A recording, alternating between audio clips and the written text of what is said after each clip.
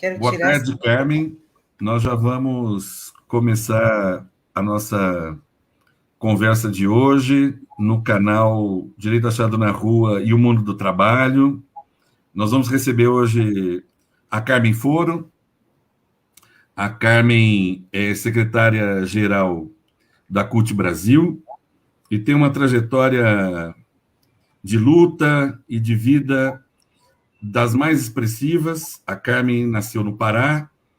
Depois a Carmen é do Trabalhadora Rural, vai para as entidades sindicais locais, depois passa por entidades nacionais e chega à CUT Nacional e hoje ocupa um dos destaques, que é a Secretaria-Geral, que costuma ser em qualquer sistema sindical no Brasil e no mundo, uma secretaria de muita articulação, e, portanto, a Carmen exerce hoje um papel muito significativo e muito importante dentro da perspectiva do mundo sindical e do mundo do trabalho.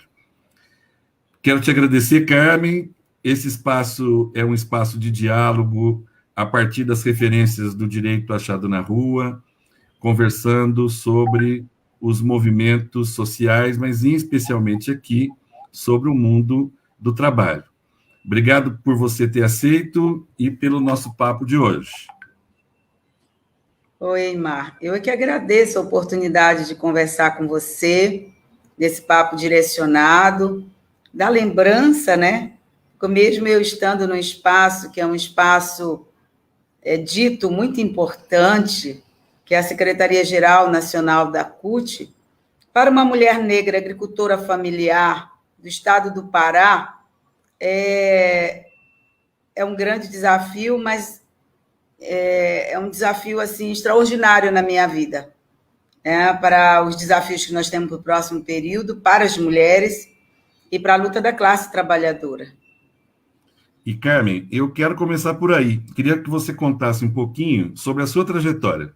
De onde você veio, onde você nasceu, como é que você se constituiu como essa mulher negra, trabalhadora rural, e que vai para o movimento sindical e que vai para o movimento de mulheres. Queria que você contasse um pouco essa sua trajetória inicial. Então, Imar, eu nasci no município de Moju, no estado do Pará, à beira de um igarapé chamado Guajaraúna. Hoje passa uma estrada chamada Alça Viária lá no Pará. E ainda tenho parentes da minha família lá nesse local. Então, nasci lá, ainda criança, mudei para a margem do rio Moju. Lá eu vivi um período da minha vida, e era essa geografia paraense, né, sempre um grande desafio. Então, a gente fazia relação do município de Moju, do rio Moju, muito mais rápido com o município de Garapé-Miri, a qual eu tenho um sindicato, que eu sou filiada, do que ir para a sede do município de Moju. Então, a gente morava em Moju, mas a gente fazia a relação do sindicato, das compras, da venda da produção, tudo em Garapé-Miri. Então, eu nasci no Moju, mas me considero uma cidadã igarapé-miriense e já tenho o título de cidadã daquele município. Então, em minha vida inteira, não foi fácil. Nós tivemos eu tive que, para aprender a ler e escrever, eu tive que primeiro aprender a nadar. Pré-condição para ir à escola. Naqueles barquinhos pequenos, canoa, né? Sim. Se você não sabe nadar, a mãe não deixa você ir para a escola, porque você pode afogar, né? Virar o barquinho e afogar. Então, eu tive que aprender a nadar primeiro, para depois aprender a ler e escrever. E hoje eu fico muito feliz quando eu vou lá nessa mesma localidade e vejo o barco escolar passar, pegar todas as crianças e levar à escola e devolver aos seus pais. Isso eu ia te perguntar. O que você, nesses retornos, eu sei que você está aí no Pará, inclusive, o que você vê que permaneceu, o que você vê que mudou na sua região ali? Olha só, eu sou filha da barragem de Tucuruí, um projeto da década de 70 que cortou o rio ao meio, e eu sou da parte ajusante, né, a parte de baixo, que muitos achavam que a barragem não prejudicaria, só prejudicaria a parte da montante, porque é a parte onde alaga tudo. Do contrário, a parte ajusante sofreu muito impacto com a barragem de Tucuruí. Uhum.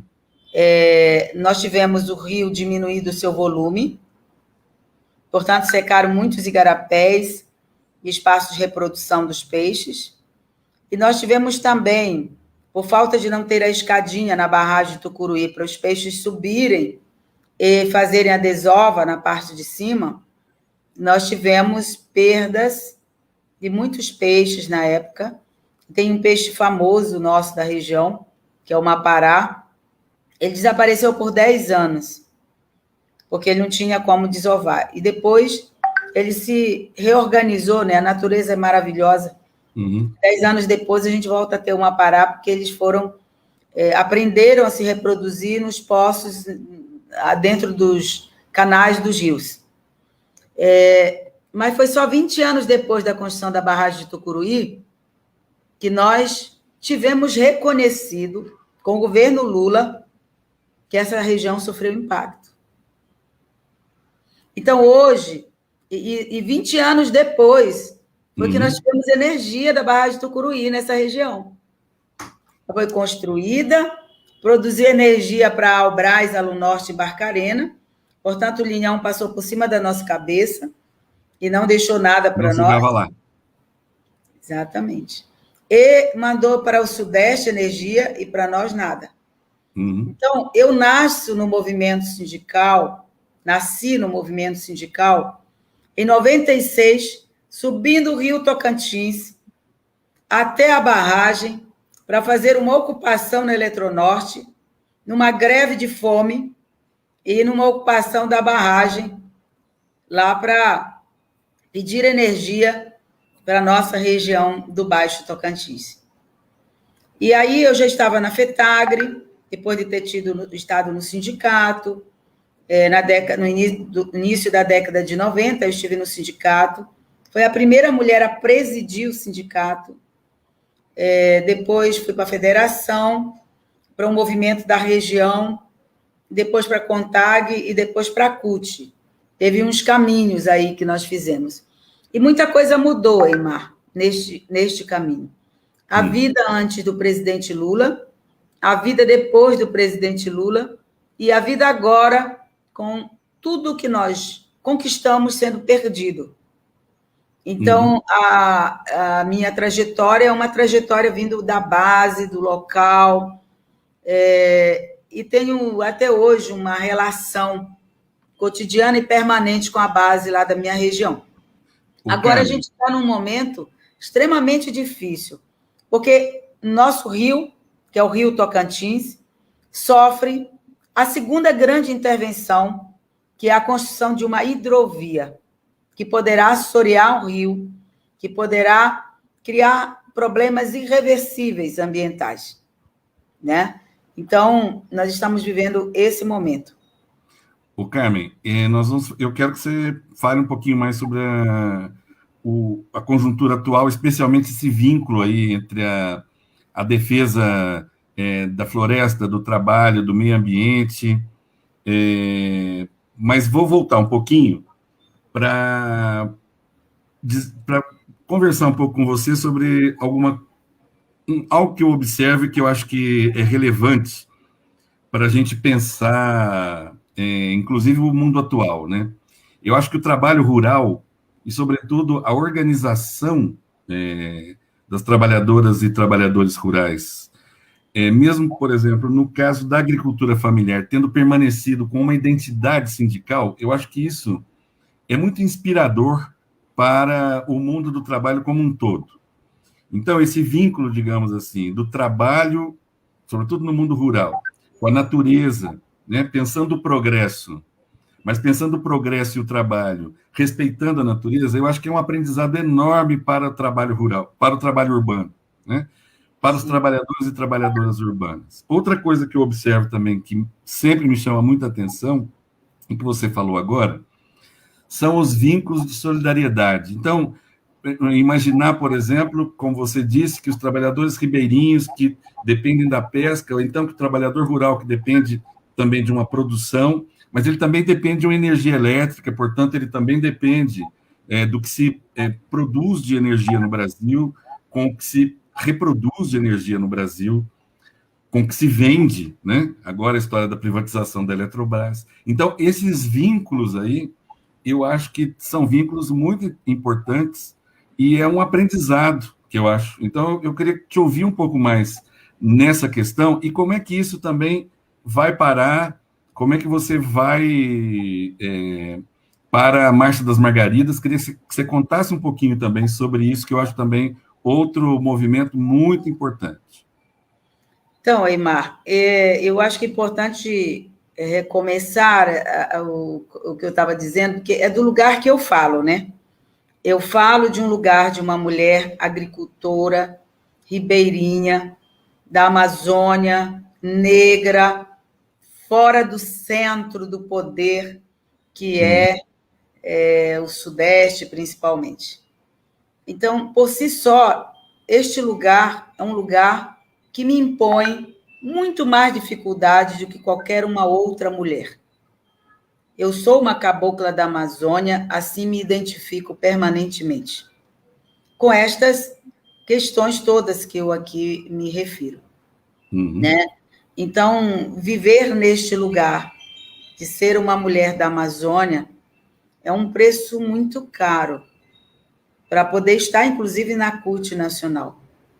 Porque só a CUT, somente a CUT, é capaz de reconhecer uma mulher ribeirinha da Amazônia para estar na sua direção. Por isso que eu tenho uma grande paixão pela minha central sindical. Não, está num papel importante que você também, digamos assim, como referência, né? Para outras mulheres negras, para outras pessoas que têm a sua marca e registro histórico, também acho fundamental, né, Carmen? E exatamente. É interessante porque você, ao contar, fica muito evidente que, claro, ele tem uma trajetória pessoal, mas a sua trajetória pessoal está vinculada a uma trajetória coletiva, né? Quer dizer, a sua identidade está marcada pela outra parte que eu considero fundamental. Então, ter esses atributos pessoais, o lugar que eu nasci, a minha cor, me dá muito mais dificuldade de ascender espaço. Por outro lado, eu não estou na CUT sozinha. Eu venho de um processo muito coletivo, que tem a ver com duas questões que você referiu-se anteriormente. A primeira questão tem a ver com de onde eu venho. E eu acho que no meio rural a gente consegue ser muito mais coletivos mesmo, porque você não faz uma luta única. Nós não teremos sucesso, nenhuma agenda, se a gente disser o nosso foco é só a produção, se a gente não articular a vida com um conjunto de outras políticas. O que eu quero dizer com isso? Não tem produção sem a luta pela estrada. Não tem a luta separada, ela articula-se como um modo de vida. É estrada, é condições de moradia, é condições de produção, é ter que fazer defesa ambiental, ter que se livrar dos grandes projetos. Isso produz em nós uma capacidade de fazer a luta e de nos articular de forma muito mais coletiva, porque você não briga apenas pelo salário. Você briga pela condição de viver na sua integridade geral. Não tem como viver se o rio tiver acabado. Não tem como viver se o rio tiver assoreado. Se derrubarmos toda a beira do rio e assorear tudo. Então, a vida do campo é uma vida muito mais integralizada. Eu não sei se essa é a melhor palavra. E você precisa...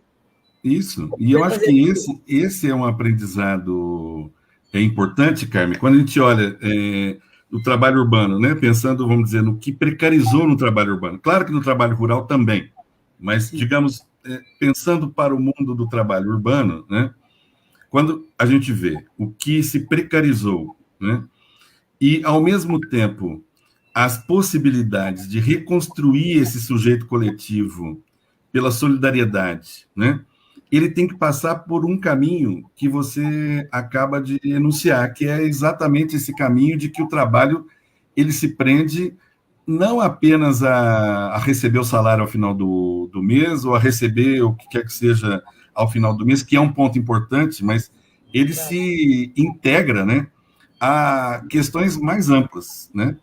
E isso, Exatamente. eu acho que é uma característica que eu acho que ela precisa ser melhor olhada, né?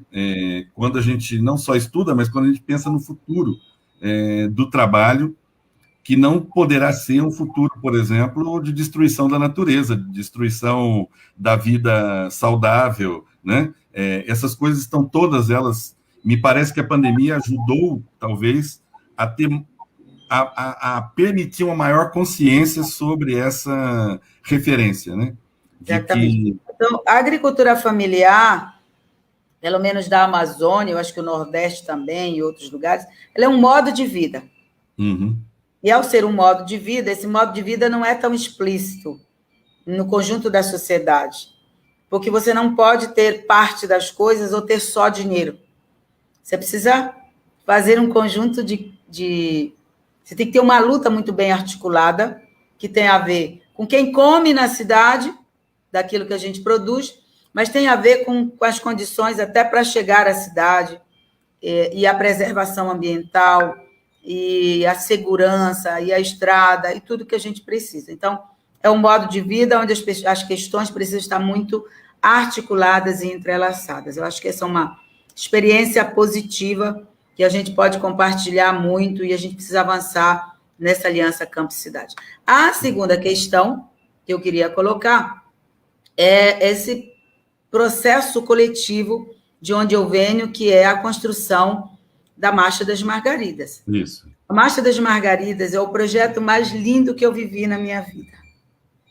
Como eu sou a autora da ideia, em 2011, de 100 mil mulheres em Brasília, claro que eu dou muito trabalho, porque depois ninguém quis tirar essa marca de 100 mil, e os contextos são muito diferentes, né?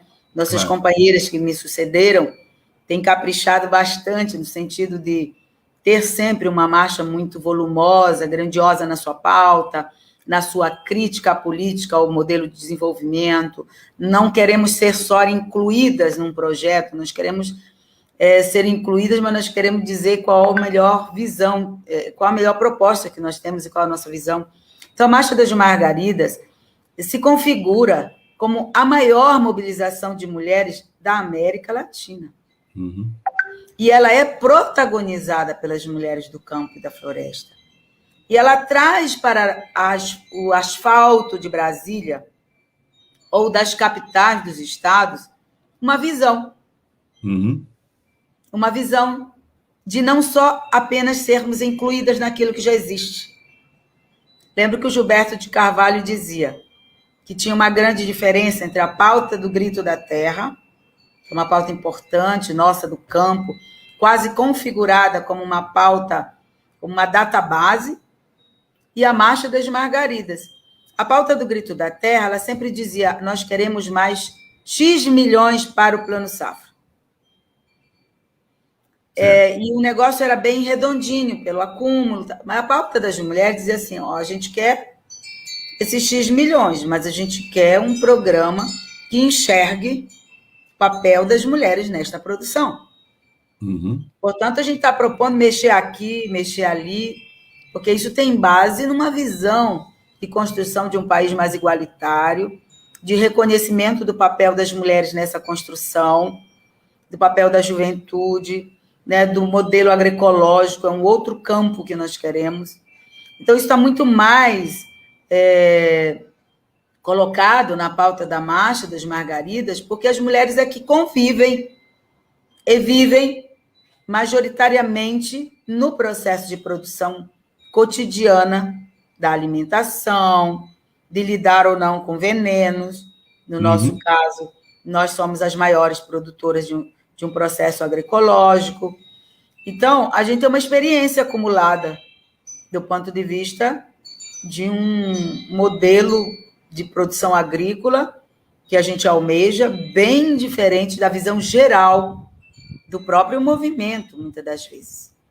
Né? E inclui uma pauta de um valor de trabalho que muitas vezes não é nem reconhecido como trabalho, né? Boa parte do trabalho da mulher, por exemplo, como trabalho de cuidado de casa, tal, é quase que naturalizado em alguns setores, né? E, no nosso setor é assim. Claro. É como parte da obrigação. Parte da obrigação. Que é não reconhecer o produtivo e o reprodutivo, se misturam tanto que geram sobrecargas permanentes. Né? E a divisão sexual do trabalho, que a gente sabe como ela é, mas que no campo você é a primeira a levantar, a última a dormir. Na cidade também acontece isso. Sim. Só que no campo isso parece ser uma tarefa que nasceu com a gente. É mais difícil de ser questionado. Às vezes você herda isso de um processo longo, tradicional das próprias famílias. E isso a gente tem questionado e trazido para a discussão do IBGE, quando pergunta, aquelas perguntas velhas do IBGE, Sim. sobre o que você faz. Eu ajudo o marido na agricultura. Se você olhar profundamente, que ajuda é essa? Que é a primeira que acorda e a última que dorme. Então, a própria pauta e a organização e a mobilização do processo da Marcha das Margaridas, ele é capaz de ver e rever situações de desigualdade que a gente tem nos colocado enquanto desafio da gente enfrentar. Há sempre uma grande pergunta. A pauta da Marcha das Margaridas é uma pauta feminista ou não é uma pauta feminista? Eu te reafirmo que é um movimento feminista muito autêntico, real, que fala de um lugar concreto, que é a própria experiência vivida pelas mulheres. Claro, porque... Imagine se não é feminista, uma pauta que questiona o modelo de desenvolvimento agrícola. Imagine se não é feminista, uma pauta que questiona as políticas que já estão estruturadas sem a nossa existência ou o nosso reconhecimento, não só no que diz respeito à produção agrícola, mas no que diz respeito ao acesso à saúde, ao acesso à educação no campo, no que diz respeito à valorização da nossa produção, como é que a própria pesquisa nos enxerga, ela nos ignora muitas das vezes. Né?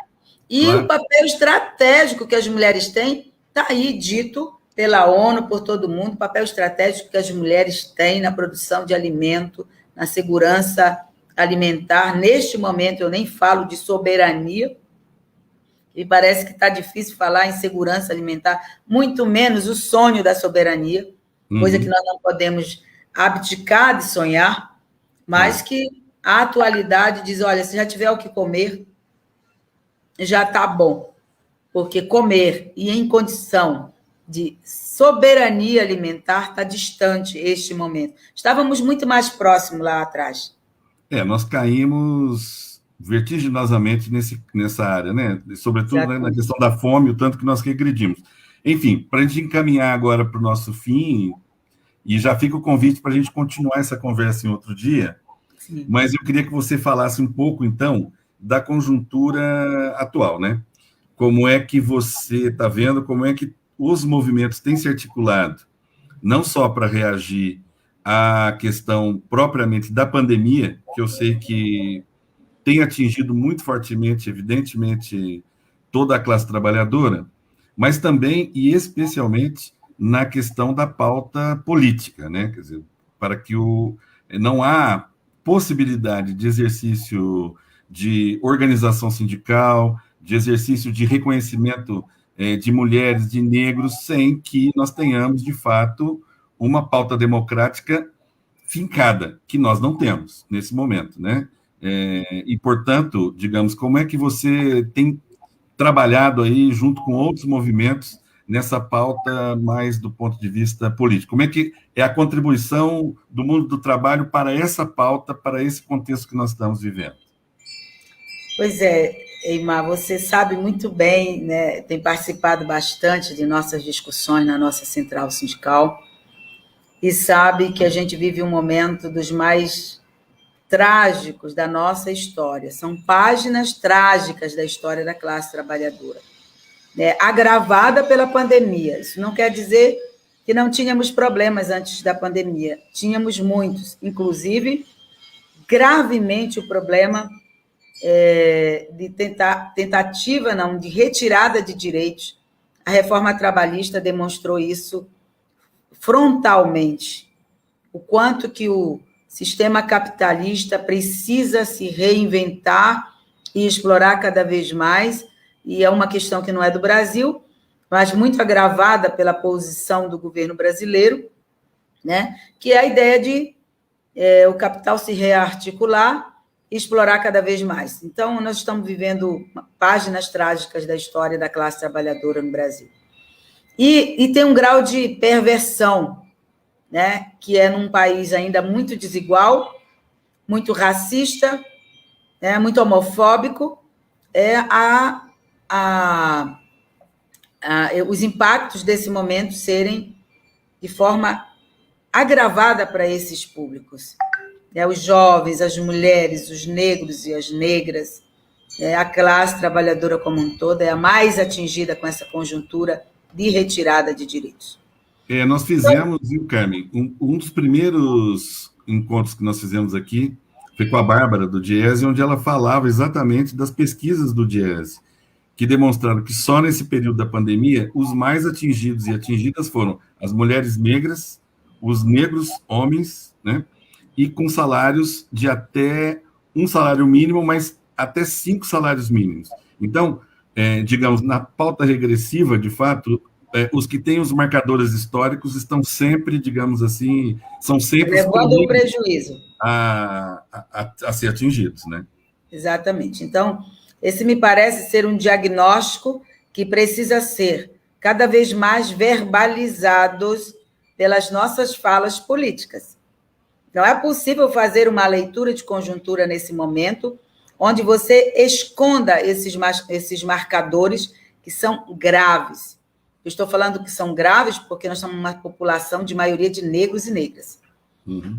E esses negros e negras pobres estão no fronte da pandemia porque eles ocupam os lugares de serviços essenciais e aqueles lugares de trabalhos mais precários. Uhum. Limpeza, a saúde, os enfermeiros, aliás, as enfermeiras são uma grande maioria, lugares...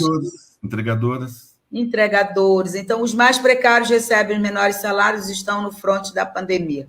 Os que estão fora do mercado de trabalho, que, portanto, dependem de benefício para a sobrevivência, porque sequer o bico é possível se fazer nesse momento, né?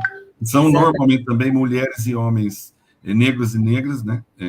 Então, assim, é impossível fazer leitura de conjuntura e não olhar esses indicadores gravíssimos que temos hoje na sociedade.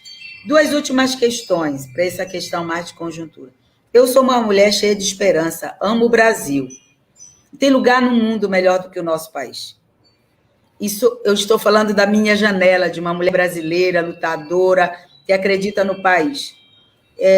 Não tem outro caminho, né? A não ser a gente se reorganizar e se organizar para enfrentar esse momento, que esperamos que tenhamos a democracia recuperada no nosso país, que sem democracia nós não temos direito a salário, apesar de eu achar que alguns falam de democracia só do ponto de vista das eleições, de direito de votar e não votar. Um país democrático precisa ter os negros, as negras, com direitos assegurados. Um país democrático precisa ter mulheres e homens em espaço de poder e decisão. Um país democrático não pode ser um país que a maioria do seu povo passa fome. Então, democracia tem que ser lida na sua dimensão mais ampla, não só na dimensão do direito a votar ou não votar, ou de votar em qualquer um. Isso é importante, mas isso não compõe toda uma visão de democracia que nós podemos ter. Nós precisamos lutar para recuperar isso no nosso país. A segunda questão é que, por acreditar que é possível fazer isso, Nós da CUT temos estado nas lutas todas que aconteceram nesse país no último período. Luta pelo fora Bolsonaro, luta pela não aprovação da reforma trabalhista, contra as PECs que tramitam no Congresso. Tem posição, tem luta e tem articulação dos nossos sindicatos, das nossas confederações, das nossas federações. Além disso, quando eu acho que é possível a gente sonhar, eu acredito que é possível a gente sonhar, eu acho que tem bons ventos no mundo todo soprando ao nosso favor. Sabe, na América Latina, no mundo, tem resistência dos trabalhadores e das trabalhadoras. E nós temos que embarcar nesta onda da resistência e da mudança de página, das páginas trágicas que nós estamos vivendo. E como que a gente vai fazer isso? É o que nós estamos fazendo. Pressionando, participando de mobilizações importantes, como a luta do Fora Bolsonaro, e olhando que é necessário fazer uma disputa de projeto para esse país. E nós sabemos do lado que nós estamos. E qual projeto nos serve. Então, será essa o impulsionamento nosso nos próximos períodos.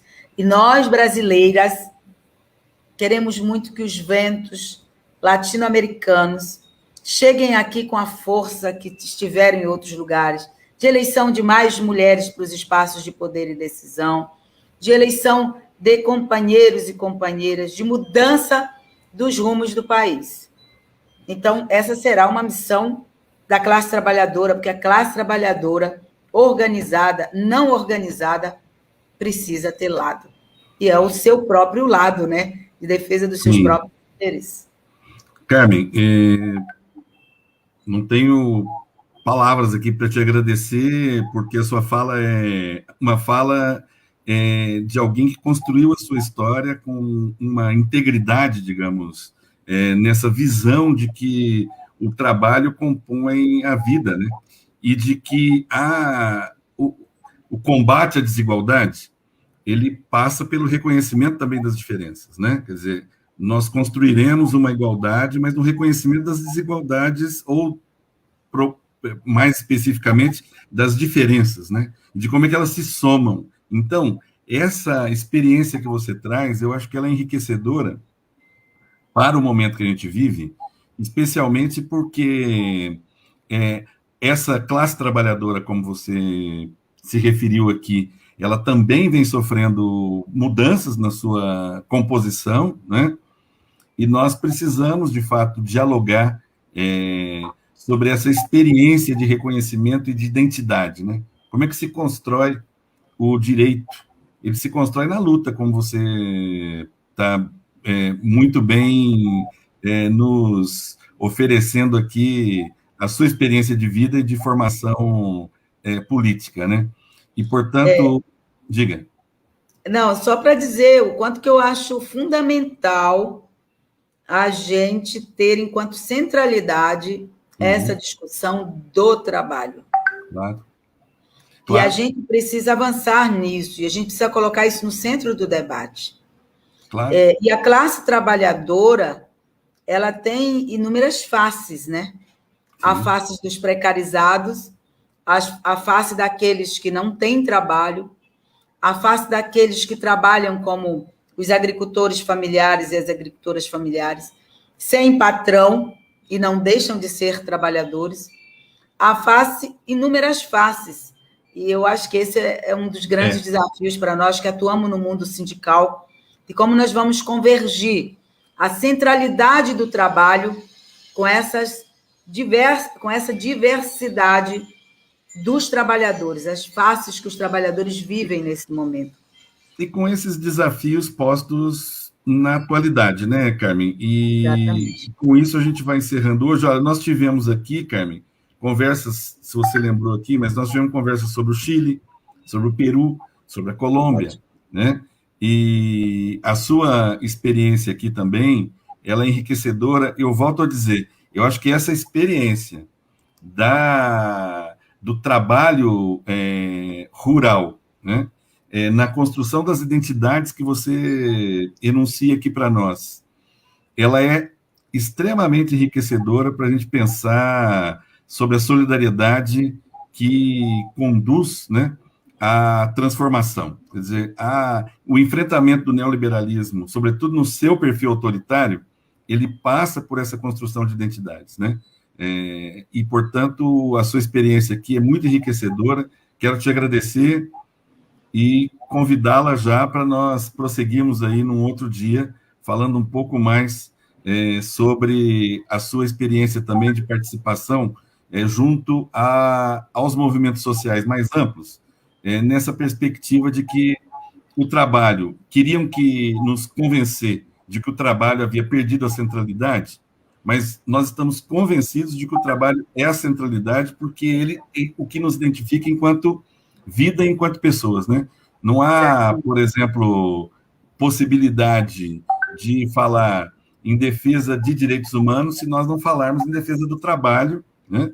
E na construção dessas identidades a partir do trabalho. Então, muito obrigado, Carmen. Eu que agradeço pela oportunidade e acho que a gente não pode deixar perder de vista a centralidade do trabalho, perder de vista duas questões que me movem. Uma, que é só o coletivo que vai nos ajudar a enfrentar isso. É a coletividade. Dois, a solidariedade não pode ser um instrumento que nos serve na hora da pandemia. Ela tem que ser algo permanente nos processos cotidianos nossos da classe trabalhadora. Eu agradeço muito, Eymar, seu convite. Eu estou à disposição e coloco o pouco que eu acumulei ao longo desse período de experiência concreta de vida nas lutas a serviço daquilo que a gente puder fazer e estar. E eu aprendo todos os dias e me coloco sempre à disposição de aprender. Muito obrigada. Obrigado você, Carmen. Então, encerramos o nosso programa de hoje, agradecendo a todos que nos acompanham e a todas que nos acompanham, e a Carmen, como nós vimos aqui, uma grande referência para todos nós. Até o próximo programa.